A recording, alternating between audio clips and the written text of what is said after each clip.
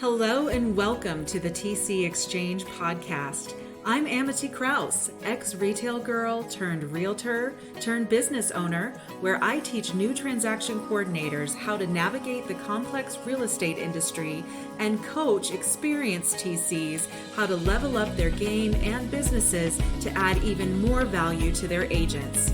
Come along with me while I guide you through this intense, complicated, but always fun world of transaction coordination.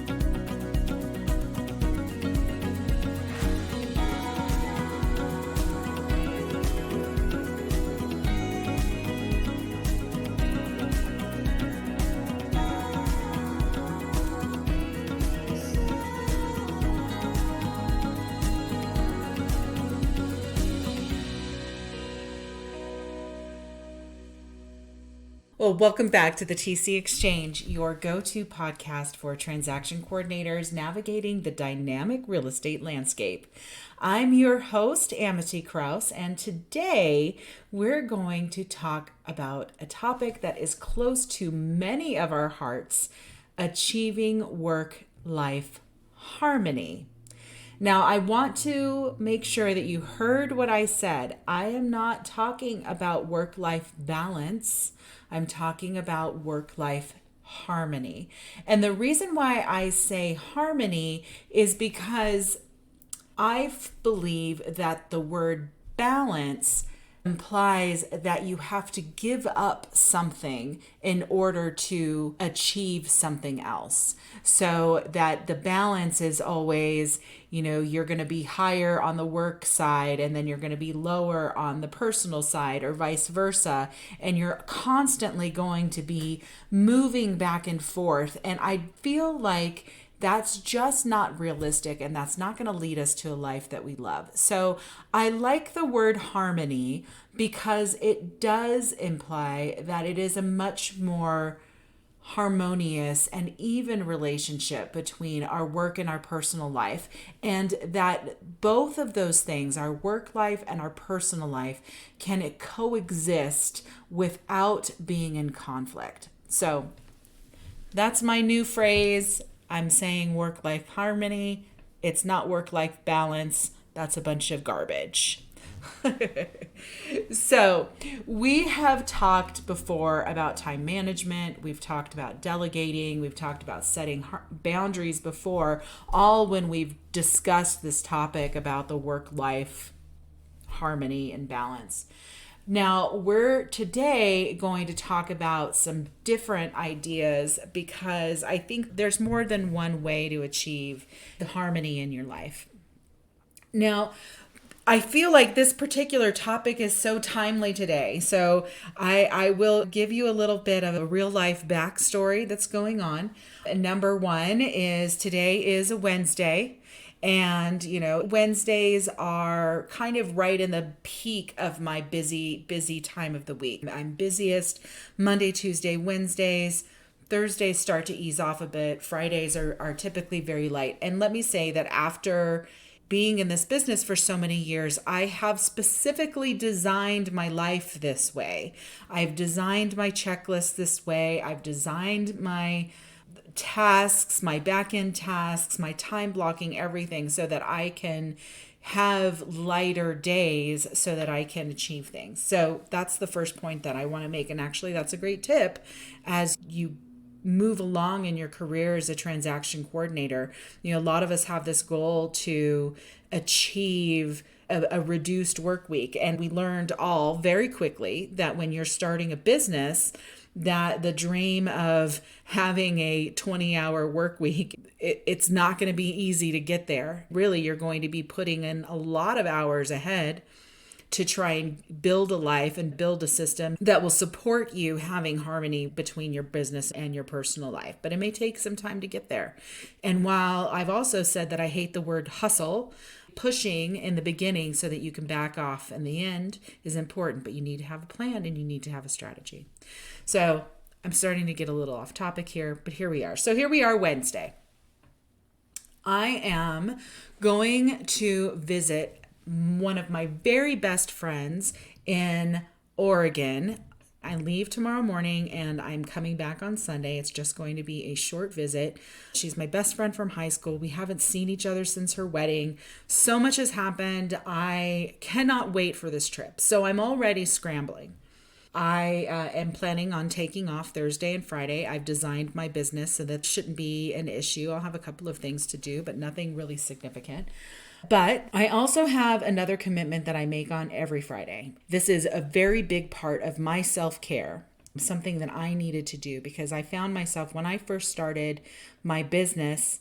And if you've listened to some of my older podcasts, you'll know that I was basically working a full-time job as a director of operations at a brokerage and then shifted into director of operations for a team.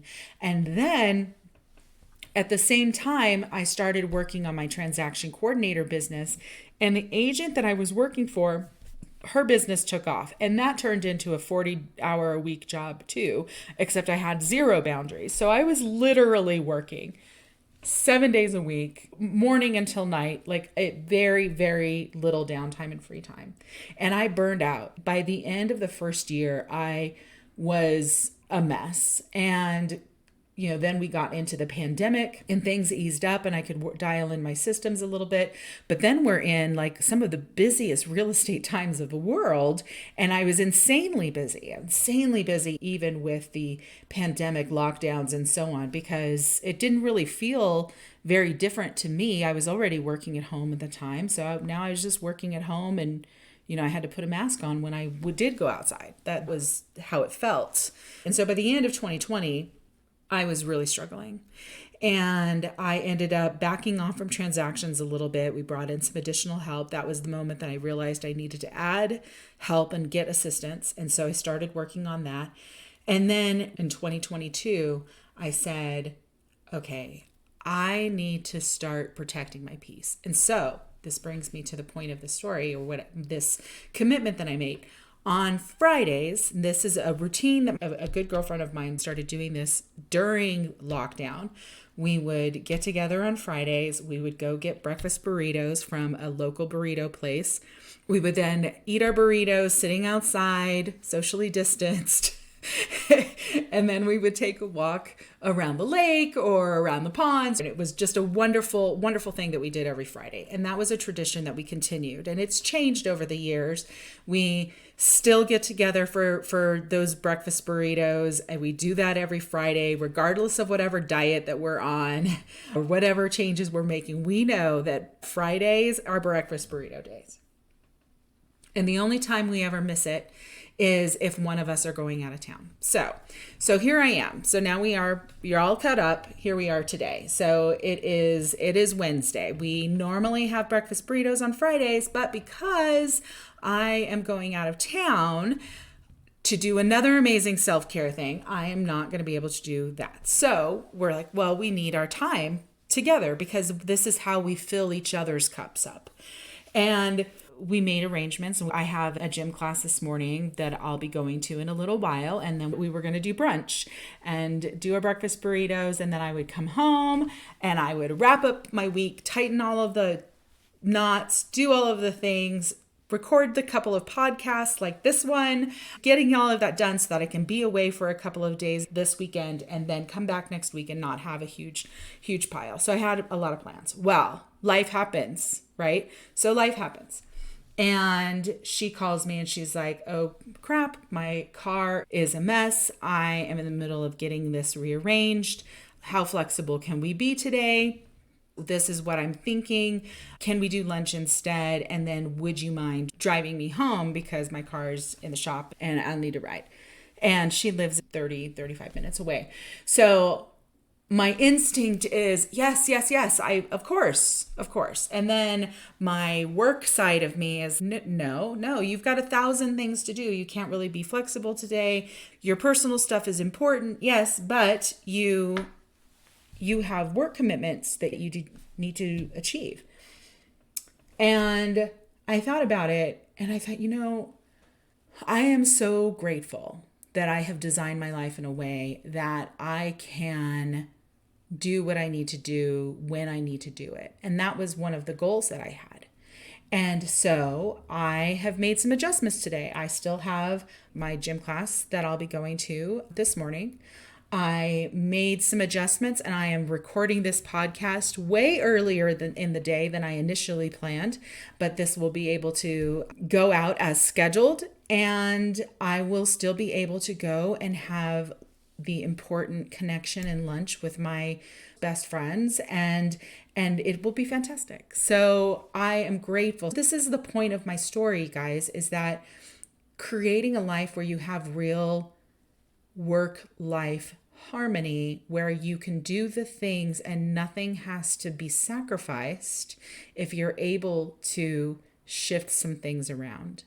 I'm going to be able to go and do lunch. I'm going to be able to drive her home. I'm still be able to get home tonight and do the things that I need to do to get ready. I'll still be able to make sure that my husband is going to be good and ready to go, that he'll survive while I'm gone for 4 days, and it's going to be fine. And I am so, so grateful about having created that life.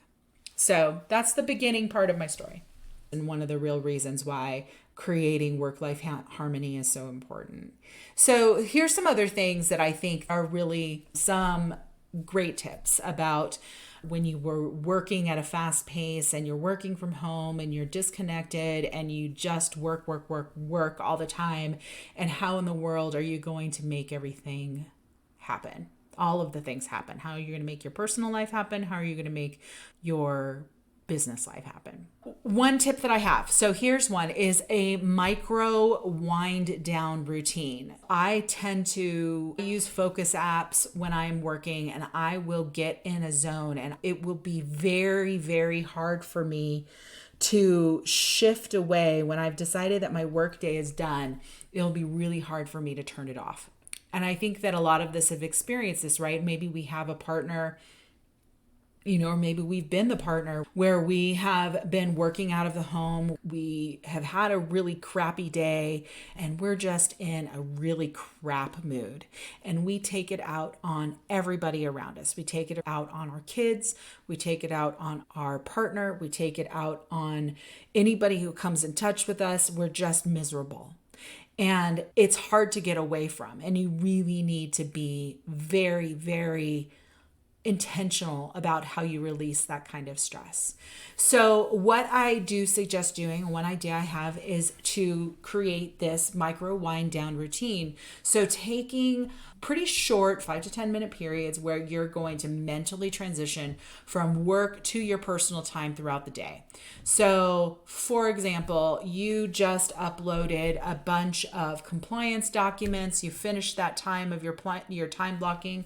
Before you move on to the next thing, get up, go get a drink of water, go stand outside, go, take a quick walk around the block, whatever it is, just take a minute to recenter yourself. This can help you prevent burnout, and it will help take your transition from that work focus to your personal time a little bit smoother once you've put this into practice. So first thing you want to do is schedule 3 of those within your day as a non-negotiable appointment. Just use those to reset your mind and prevent your work stress from spilling over. So schedule one after you've got a big time block of where you are processing new transactions. Schedule 10 minutes. Go take a quick walk around the block. You have done a bunch of compliance. Take 10 minutes. Go walk around the block one more time, or do a quick little meditation session. That kind of thing is really going to help you. So micro wind down routine. The other one, and this I love it so much because I have really found this to be helpful. And I mentioned this earlier. So my girlfriend, we meet every Friday and we have our breakfast burritos. And how over the years this has even changed is that it has turned into a co-work session. So we go and have our breakfast and then we leave and we go to a coffee shop with our laptops and we sit down at our coffee shop for a couple of hours with a cup of coffee We keep catching up, we keep talking, we keep bouncing ideas off of each other, we keep filling up each other's cups, but we're also working together. So we have that co-working session.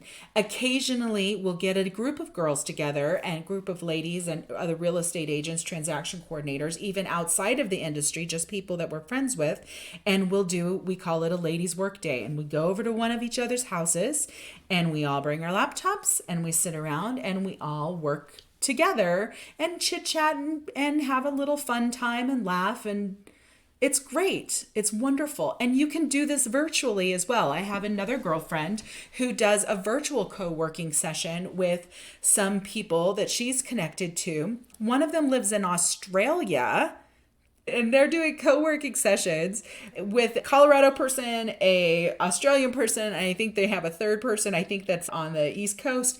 It's so fascinating. But co-working sessions, virtually, in person, group of people, at a coffee shop, at a house, wherever.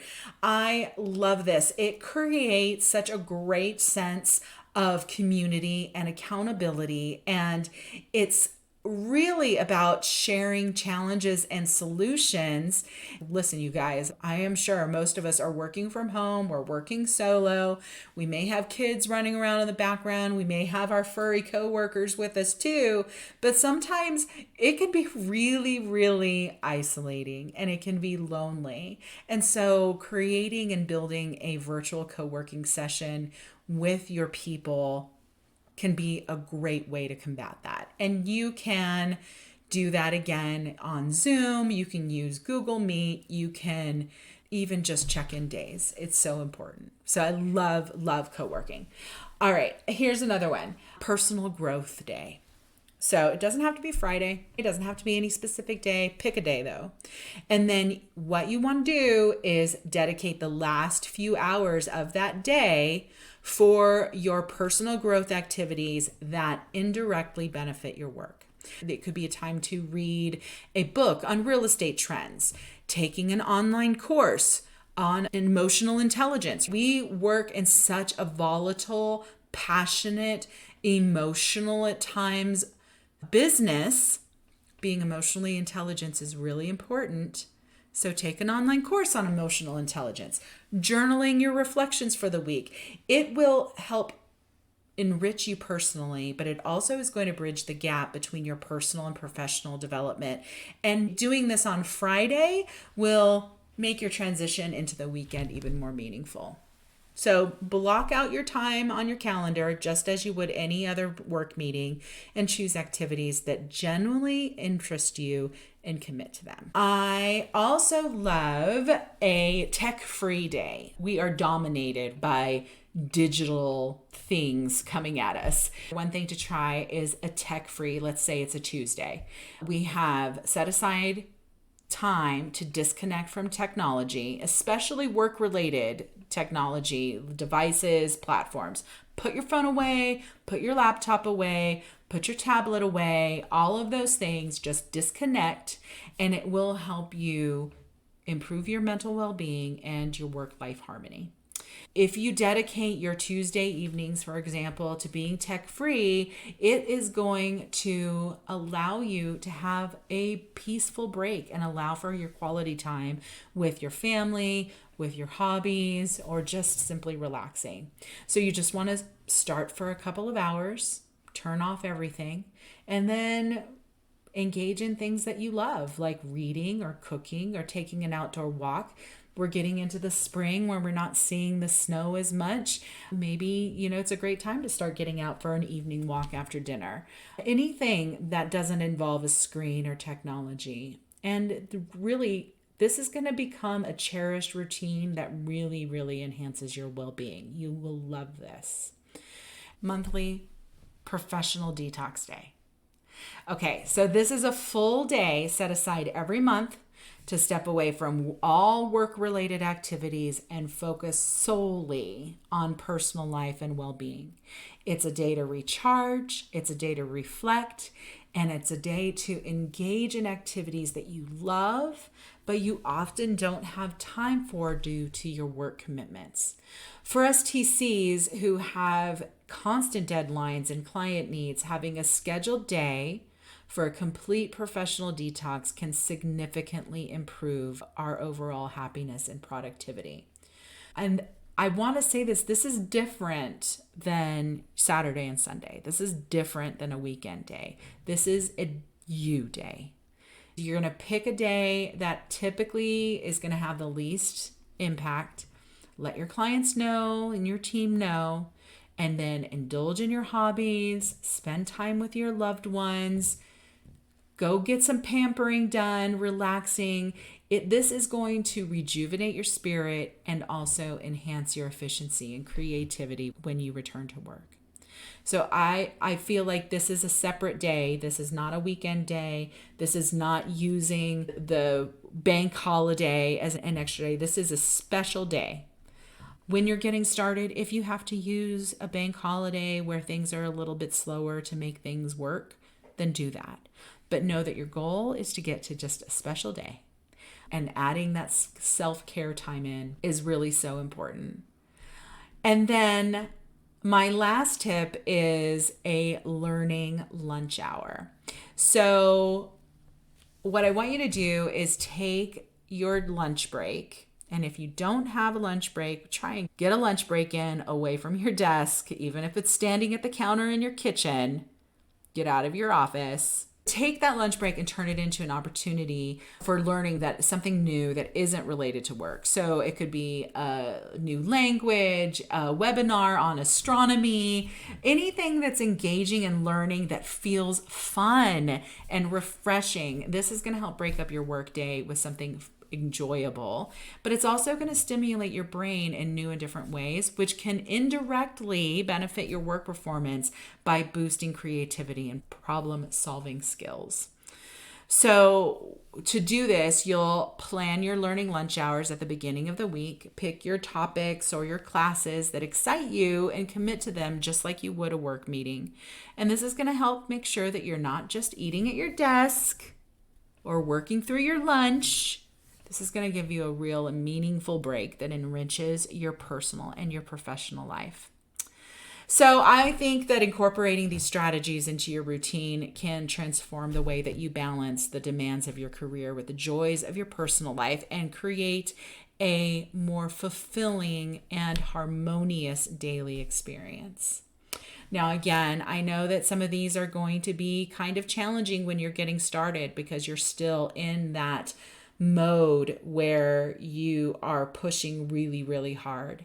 And this is why I say it's so important to get very, very intentional about how you design your week and design your life so that you are not only creating harmony between your business and your personal life, you are creating harmony in your own mind. Doing this, I think, is going to really help prevent you from going through burnout. Avoid that at all costs, my friends. All right, you guys, I love this podcast. This is really fun for me. Thank you for helping me create some work-life harmony. I'm very, very excited to go to my lunch today with my girlfriend, and then I cannot wait for this long weekend to see my best high school friend. I think it's going to be amazing, and I appreciate every single one of you for tuning in. Please check out our Facebook group called the TC Exchange, and I would love to see you over there and jump in and ask any questions that you have. It's a great group of fantastic people, and I hope you all have a fantastic week, and I cannot wait to talk to you again. Bye for now. And that wraps up another episode of the TC Exchange podcast. Thank you so much for joining me and being a part of this incredible journey through the world of transaction coordination. Remember, every challenge is an opportunity to learn, and together, we're setting the compass to true north. If you want to dive deeper into the world of TCs or simply connect with our growing community, follow us on Instagram at TrueNorthTCT. For exclusive content, insights, and engaging discussions, be sure to join our Facebook group, the TC Exchange. And for resources, courses, and a treasure trove of knowledge, check out our website at truenorthtransactionservices.com. Keep the conversations going, share your insights, and until next time, keep your compass pointing true north. See you soon.